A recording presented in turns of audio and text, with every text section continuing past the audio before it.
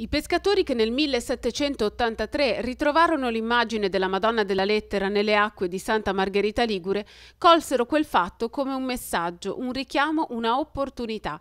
Anche noi oggi siamo invitati a gettare le nostre reti e a radunare tutti attorno all'unico tesoro prezioso che vale nella vita.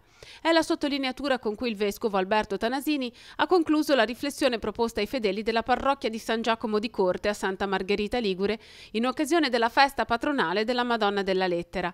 Una festa che è stata preparata con la celebrazione della messa presieduta ogni sera della settimana precedente da un diverso sacerdote della diocesi di Chiavari impegnato nell'accoglienza di persone straniere. Riprendendo le letture della liturgia del giorno, il vescovo ha invitato a riflettere innanzitutto sul cuore che ciascuno investe nell'accoglienza. È un cuore in grado, ha detto, di mostrare che davvero il regno di Dio è il tesoro autentico dell'esistenza? La sfida è su questo punto, sapete, prima di tutto.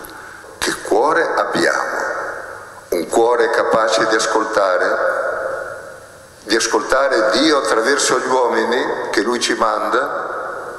Se è così, non rifiuteremo di dare il nostro abbraccio a nessuno. Scopriremo anche la buona volontà, il desiderio di rendersi utili, l'impegno a servire la comunità che li accoglie, da parte di tanti.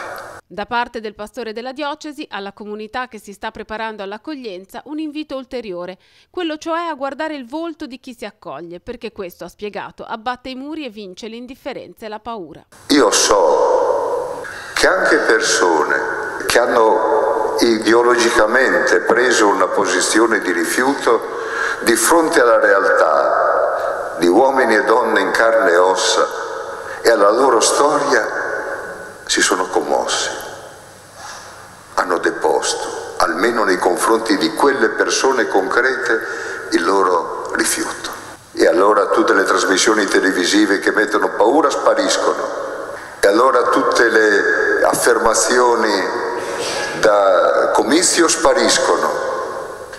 Perché c'è un uomo, c'è una donna che ha un nome, un volto,